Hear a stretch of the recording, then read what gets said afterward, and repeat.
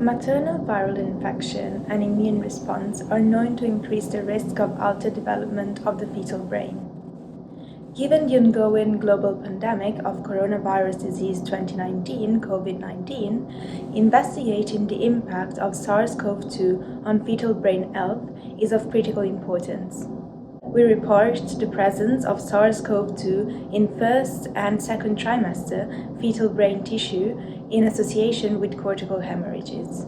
During the COVID-19 pandemic, we observed a significant increase in the incidence of hemorrhage in fetal cortical tissue collected by the Human Developmental Biology Research. As the number of these hemorrhagic samples received during the pandemic was unexpected, we next examined the number of hemorrhagic samples in relation to confirmed COVID-19 cases in the UK.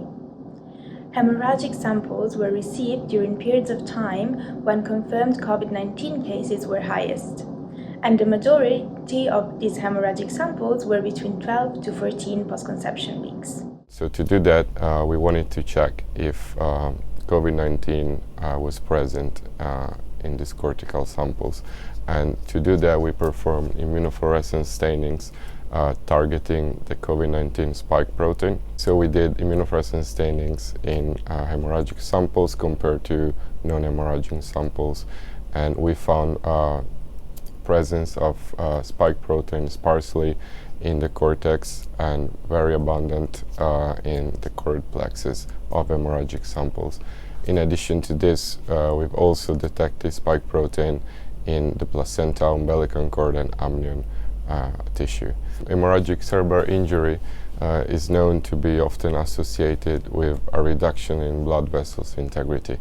One of the best ways to look at blood vessels integrity is to quantify the presence of tight junction protein between endothelial cells. They usually allow the blood vessels to form a tight barrier, preventing leakage in the surrounding tissue.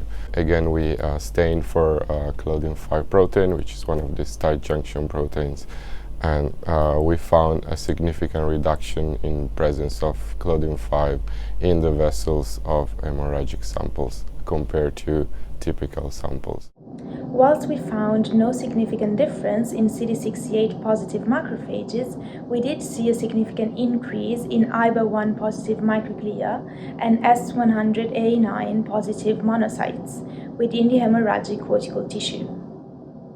These data are consistent with the presence of macrophage and monocyte immune response within the cortex of hemorrhagic samples.